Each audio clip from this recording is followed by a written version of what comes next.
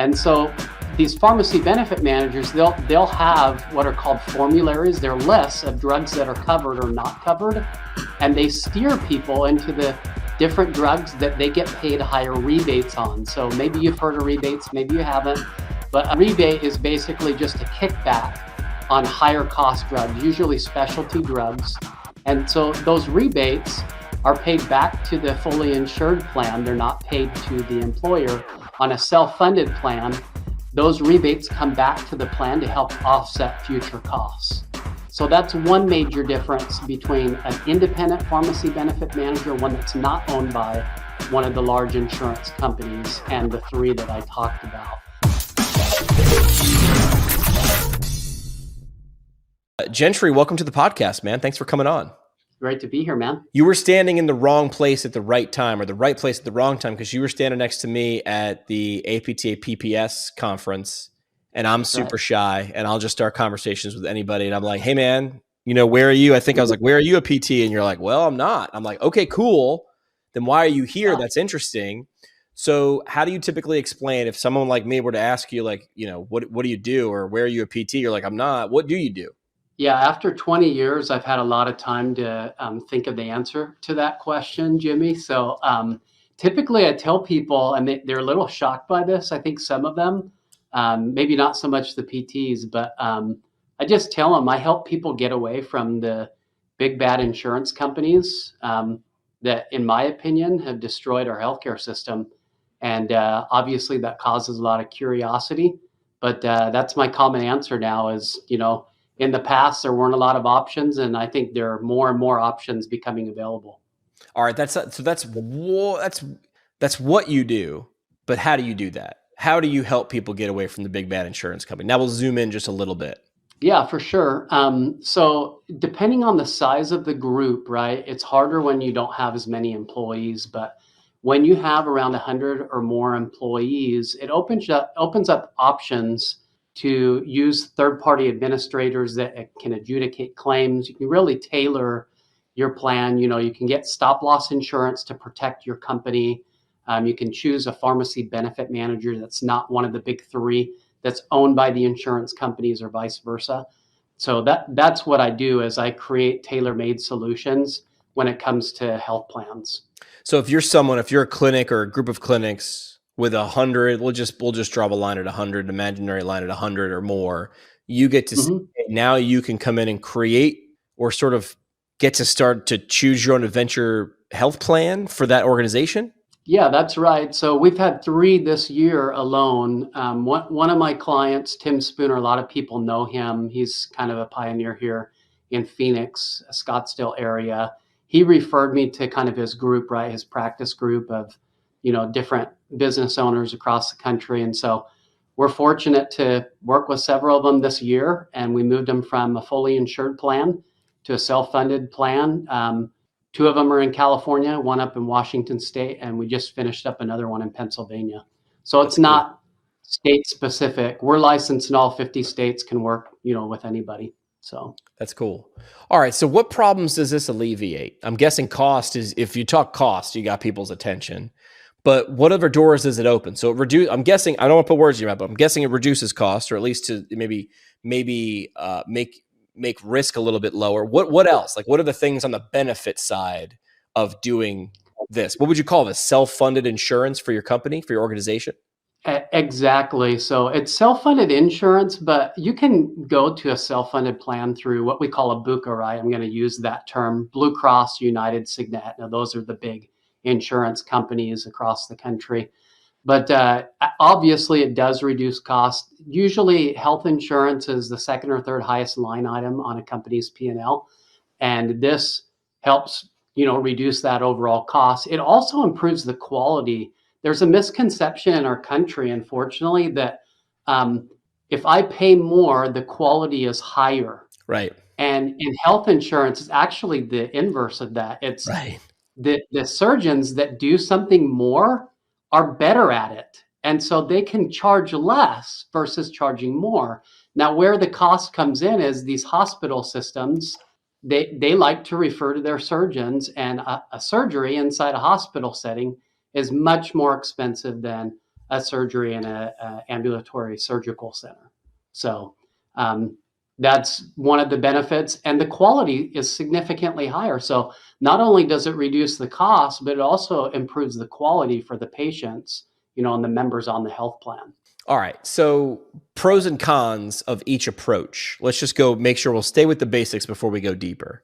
So the difference are fully insured plans. Am I safe to call them like the typical plans, right? Fully insured plans? Yes. Versus self-funded. Let's just do pros and cons. Give them the quick high level, because if someone really wants to dig into this, they're going to call you and we'll put your information on there and we'll share that. But do pros and cons of each. Yeah. So let's start with the cons first. The cons of a fully insured plan is you're subject to whatever the carrier gives you, right? In terms of your plan design, deductibles, co-pays, out of pocket. You can't do anything innovative within a fully insured plan. It is what it is. We call them shelf plans, right? They're filed with the state, they're mandated, they have all of the different requirements, right? So that's a huge con. Another huge con of fully insured is you get no reporting at all. So wait, no what? Say that again. No reporting of data of where your money is going. How is my money being spent by the members on my plan? I get zero data.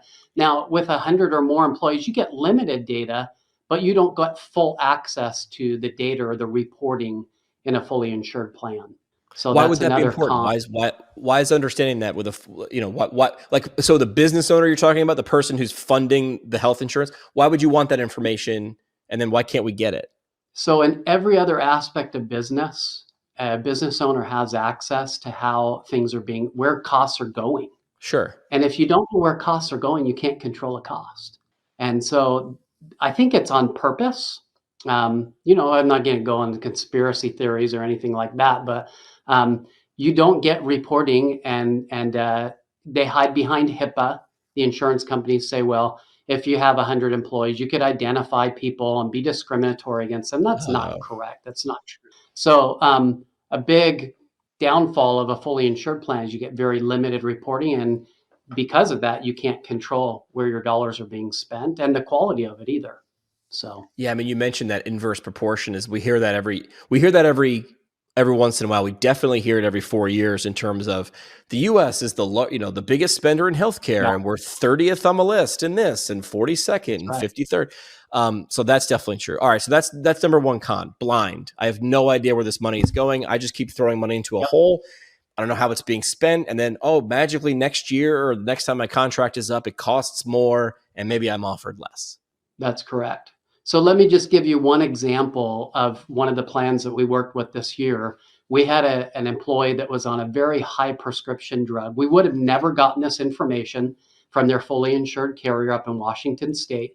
And this individual, we were able to assist them to get this drug sourced internationally from Canada, right, north of Washington State. And they were paying the plan, meaning the overall cost for this drug was around $6,000 a month. And we were able to get it through an independent pharmacy benefit manager who works with a Canadian pharmacy for roughly $1,500 a month. So a significant difference, right? By just going and being innovative, getting the same drug, it's shipped to the employee. There's no member disruption, so it's very simple. There are lots of little levers and buttons to push within a self-funded health plan that you cannot do within a fully insured plan. Well, you couldn't do it, but there's no reason for the fully insured plan to even look into that, right? There's no reason. Well, that's right. Claims equal premium. So the higher the claims are, right, the higher the premium that the insurance company can charge. And so there isn't any incentive. And you have stockholders, shareholders that they have to increase their pricing in order to look better on their earnings. So there really isn't any incentive versus a self-funded plan. The employer has every incentive to control the costs without disrupting the members, right? Or at least working with the members to try to find other solutions and say, this health plan is our health plan. The better we utilize the plan, the better we, save money by getting drugs outside of the country if we can. That directly competes with your W-2 income. So if we're more wise with the way that we spend our current dollars, we can offer better benefits and we can reduce the costs that we charge to you.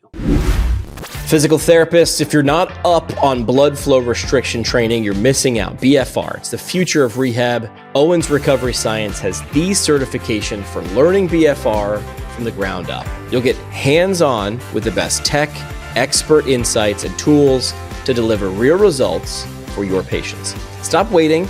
Check out owensrecoveryscience.com. That is owensrecoveryscience.com, and get certified in BFR today. Physical therapists, if you're ready to stop playing small and actually master your specialty, Brooks Institute of Higher Learning is where it's at. Imagine one-on-one mentoring, hands-on labs, top-tier facility, all while earning a full salary and benefits at Brooks Rehabilitation. We're talking 8 cutting-edge residencies, specialized fellowships, and a 93% board pass rate for graduates. Get trained by the best with the best. Check out brooksihl.org. That's brooksihl.org, and start leveling up your career today. All right, so you threw out a few pros and cons. What else jumps to mind, or what else do you typically? I always ask what passes the eyebrow test. What, when Gentry mentions it, makes like a practice owner go, "Ooh, okay, didn't think about that." Yeah, well, obviously the costs. We do an analysis, right, for everybody that we start working with or want to, start working with us, and we look at the overall, benefits. Typically, the first year we don't change the benefits at all because we want to be able to gather that data within the first year, year and a half. So then we can really start looking at, are deductibles appropriate, our copays, our out of pocket. What other solutions can we be looking at? For example, diabetes. There are lots of different diabetes programs and vendors out there that can drastically reduce the costs and improve the health of employees. And so those are the things that we're looking at. It's really a strategy of, we have the data, now we can start creating the plan based on your employee population. And the great thing about these private practice groups are most of these employees are young, they're out of school, they're starting their families, and they're healthy. And so why be pooled with sicker risks when you've got an employee population that's much healthier than the general population in our country? There's another acronym. We can't get too many acronyms in healthcare. Can't get enough of them. TPAs, third-party administrators. You've said they can be a key alternative to these traditional insurance companies. What are they? How do they operate? How do they operate differently? And what advantages can this third-party administrator offer a business owner? Yeah, great question. So I like to think of a third-party administrator as the quarterback to the plan. So think about like an insurance company, customer service, ID cards, adjudicating claims. They're the ones that basically are running the plan and are the kind of the front forward facing to the employees. But It's extremely important because they're the ones that implement the stop loss insurance and the pharmacy benefit manager and the medical management. And so it's really key that you have a team of people on the third party administrator front that understand what the plan is trying to accomplish. And kind of the Bible to the plan is what we call the summary plan document, right? It's the Bible to the plan. It says for every little thing, what's covered and what's not covered and how things will be paid.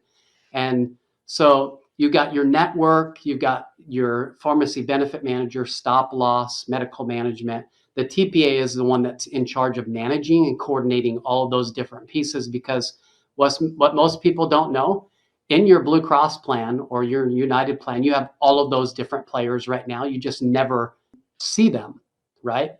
With a third-party administrator and an unbundled self-funded plan, meaning completely independent of any insurance company out there, you get to see how all of those different pieces function, and you get to choose best in class. Right now, we have a very limited market when it comes to fully insured.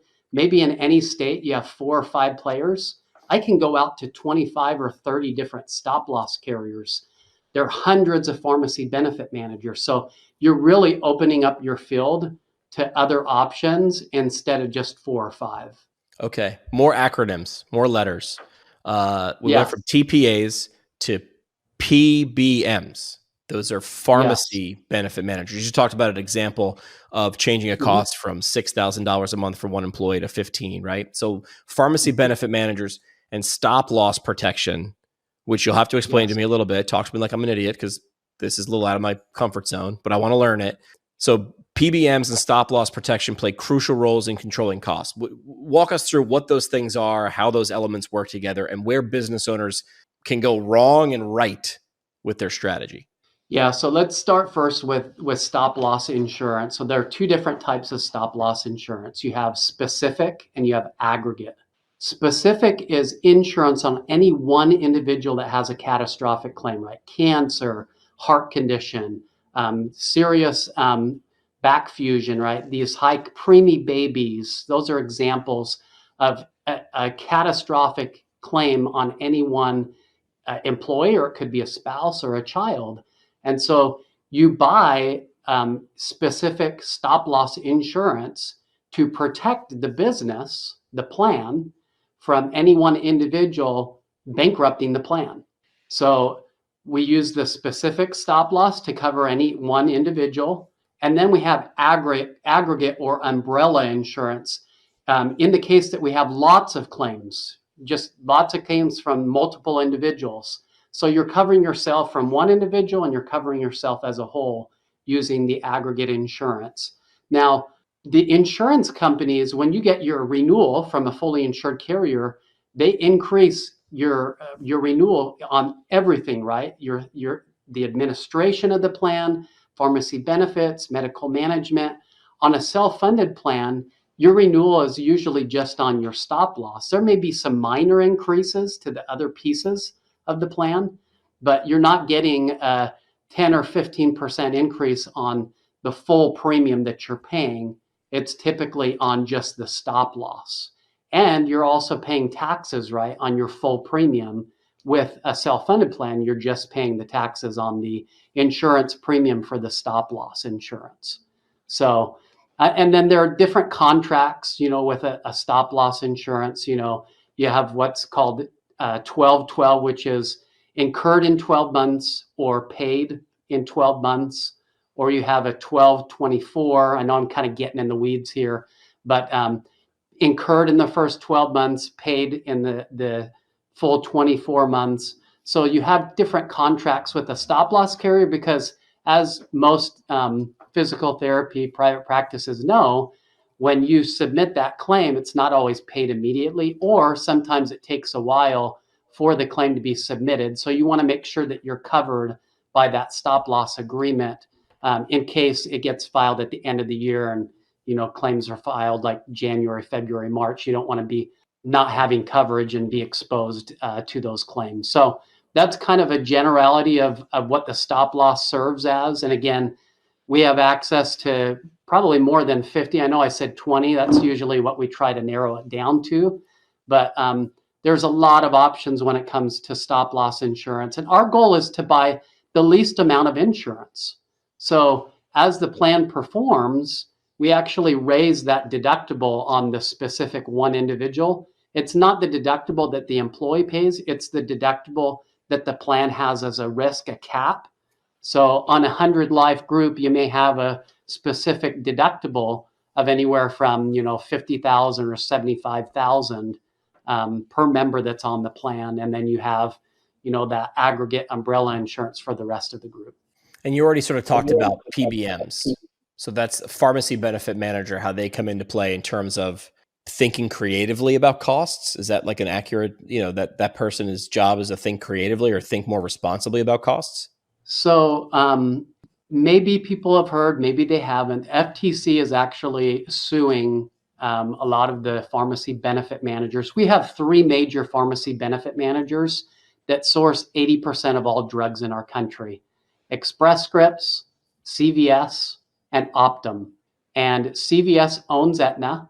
Optum is owned by United Healthcare, and Express Scripts is owned by Cigna. So those 3 are all pooled together, and they collude and they help each other to make more profit. And so these pharmacy benefit managers, they'll have what are called formularies. They're lists of drugs that are covered or not covered, and they steer people into the different drugs that they get paid higher rebates on. So maybe you've heard of rebates, maybe you haven't, but a rebate is basically just a kickback on higher cost drugs, usually specialty drugs. And so those rebates are paid back to the fully insured plan. They're not paid to the employer. On a self-funded plan, those rebates come back to the plan to help offset future costs. So that's one major difference between an independent pharmacy benefit manager, one that's not owned by one of the large insurance companies, and the three that I talked about. Another thing that they do is these pharmacy benefit managers, the ones that are creative, they're looking for ways to reduce costs. So you may have seen at the end of commercials at night, right? These drug commercials for specialty drugs, Sovaldi, Mounjaro, the GLP-1s, they're very popular right now. At the end, they'll say, you may qualify for assistance for this drug. Well, what that is these pharmacy benefit managers have found a way to work with these manufacturers to basically find programs where those costs can be reduced both for the member on the plan as well as for the plan sponsor, the employer. So their patients assistance programs, their copay assistance programs, and an independent pharmacy benefit manager will actually look at those drugs, work with the member to see if they qualify for those programs and reduce their overall cost, versus the larger pharmacy benefit managers typically don't offer those services. Some of them are starting to do it more. The other big thing that I talked about was international sourcing. So these independent pharmacy benefit managers will work with third parties to find the drugs that are same manufacturer, same labeling. It's just at a lower cost, shipping it from Canada, New Zealand, United Kingdom. We have some plans that actually get drugs from Mexico. So we look at everything and see what makes the most sense and what the plan sponsor feels comfortable with, and roll out a strategy of communication to the employees to help them with that. Here's a question for you. Do you want to boost your clinic revenue by $290 per patient per quarter? Of course you do. That's rhetorical. Physiotech's remote therapeutic monitoring can help you do that, enhance patient outcomes, ease provider workload, and turbocharge your earnings. Kickstart with RTM at physiotech.ca. That's physiotech.ca. And the thing you interact with the most at your clinic, if you're a therapist, like it or not, is your EMR. MW Therapy's all-in-one outpatient PT EMR gives you seamless integration of patient portals, marketing automations, and billing, all at one unbelievable value. Switching over is a breeze too. Kick the tires, take a test drive at mwtherapy.com. And where is your PT career going?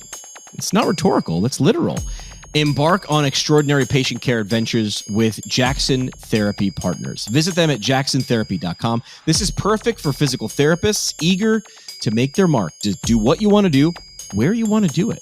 Discover where your career can take you at jacksontherapy.com. Just feels like more transparency, more control when you go into anything that's sort of franchised out, right? Something so huge, you're going to have less control. It'll feel like you can save some money, but when you start to do the math, it doesn't really look like that. So it feels like you're just getting this off the shelf thing. So it should cost me less and be better. And we're saying, again, that's sort of inversely proportional. Is the more you pay, the you're not getting the best thing. That's correct. Yeah. And employers, I think, feel like they're kind of stuck, right? They play this game every year. I played it, where every couple of years they have to switch insurance companies. They get a 10 or a 15%, and we negotiate it down to 7. It's like this game back and forth. And you always ask them, why am I getting an increase? Well, it's due, you have some high claimants and it's due to trend.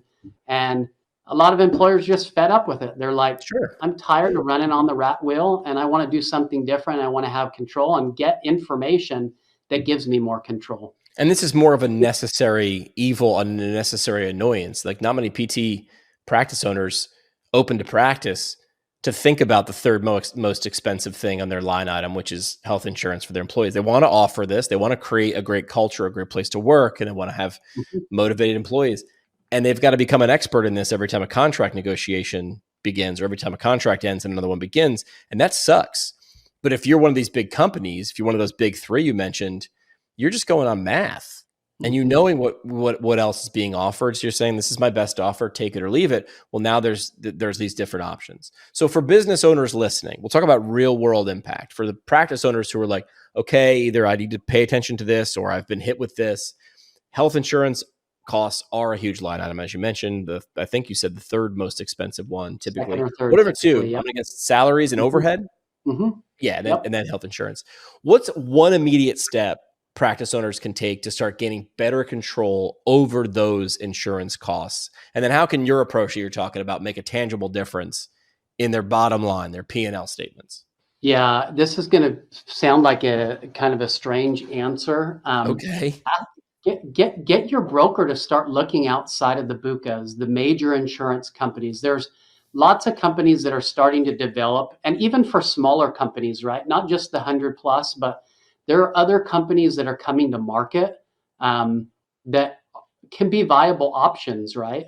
So one of the things that drives down costs significantly is what's called reference-based pricing.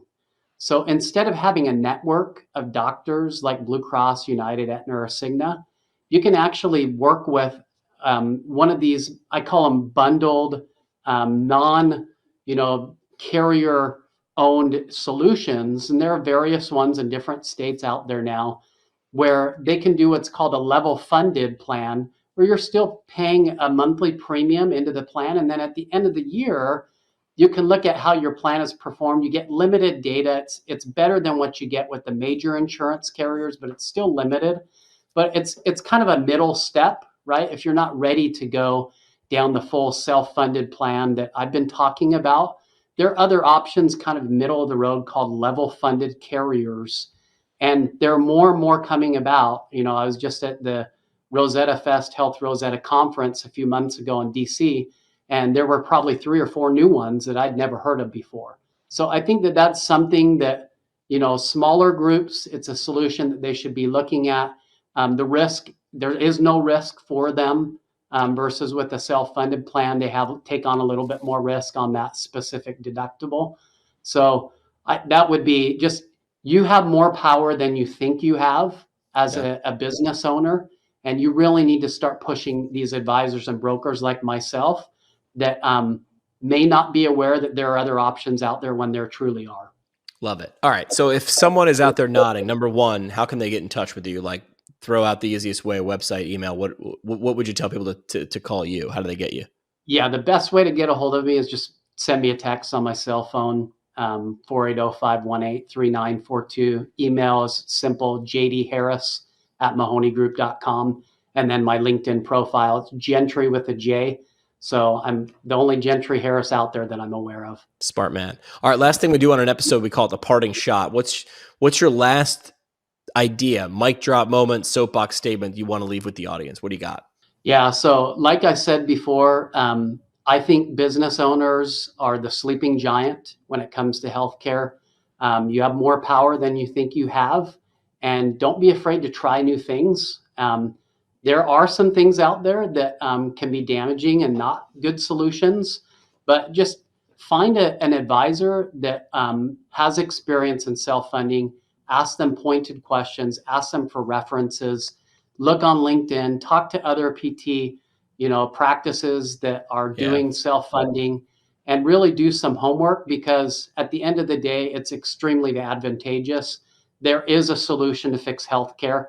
We've just been told otherwise. And as Jeff Gold, one of the direct primary care doctors, said at a conference that I attended, we are addicted to a system that is broken. And it's time for us to get off of the addiction of health insurance and fully insured plans. Well said. All right, Gentry, thanks for making this at least palatable, even for someone like me, understanding, like, listen, first of all, if someone takes something away, there's another option. You don't have to just go with these, what'd you call them, BUCAs again? Blue Cross Blue Shield, yes, United Healthcare. Yep. So there's alternatives. You don't have to. And there's people along the way to help you. to figure that thing out. Absolutely. So you don't always have to go with these big giants and the off the shelf things. Gentry, thanks for making this understandable, even digestible for someone like me, man. Thanks, Jimmy. Appreciate your time, man.